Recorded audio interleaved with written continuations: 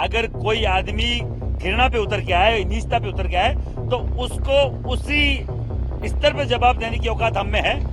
Sir कटाए हमारे बाप दादाओं ने, तब इतिहास लिखा गया है। कोई बोलता है कि वो गद्दार थे, जीभ काट लेनी चाहिए इस व्यक्ति की, मुंह काला करके जूते की माला पहना के घुमाना चाहिए इस व्यक्ति को। और खुद बोल रहा है कि मैं 70 साल का होने गया, मेरा कोई ऐसे ही कोई मंतव्य नहीं था। तेरी उम्र के हिसाब से तेरा जो वक्तव्य है वो घृणित है। तूने तेरी उम्र में क्या सीखा हमें नहीं मालूम। देखो, करणी सेना का कैसा रुख रहता है पूरा देश जानता है। हम लोग ईंट का जवाब पत्थर से देना जानते हैं। अगर कोई आदमी घृणा पे उतर के आए, नीचता पे उतर के आए, तो उसको उसी स्तर पे जवाब देने की औकात हम में है। सर कटाए हमारे बाप दादाओं ने, तब इतिहास लिखा गया है।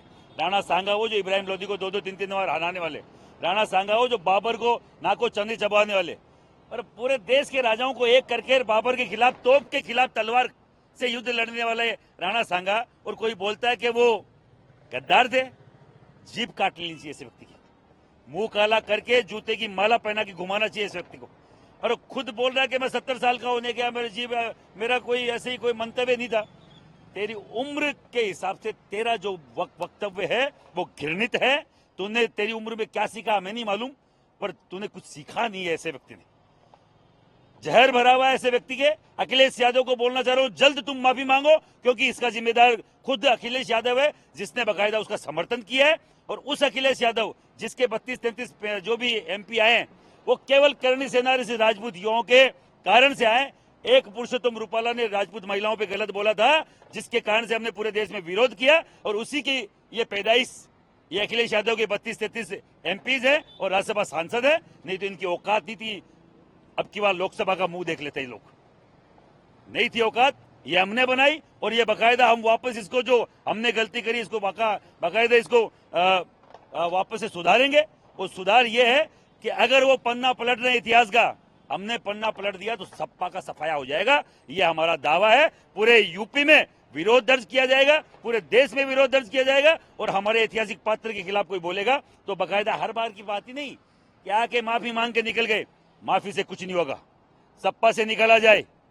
और मैं बोल रहा हूं लोकसभा के अध्यक्ष से, स्पीकर से, बकायदा इसकी मान्यता रद्द हो। राष्ट्रपति महोदय से निवेदन है, इसकी मान्यता रद्द हो। ऐसे कुंठित जहरीले व्यक्ति को लोकसभा में, राज्यसभा में रहने का कोई अधिकार नहीं है। ये मनोनीत होकर आया हुआ व्यक्ति है, सपा का भेजा हुआ है।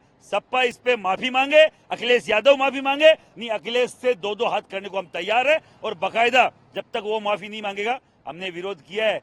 भारतीय जनता पार्टी का जो सबसे बड़ी विश्व की पार्टी है, तो इसकी तो कोई पार्टी नहीं है साहब।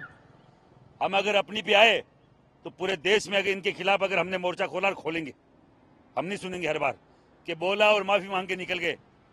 राणा सांगा नहीं, बात राणा सांगा की नहीं है, बात है इस देश के स्वाभिमान की। महाराणा प्रताप, राणा सांगा, बप्पा रावल इस देश का स्वाभिमान है।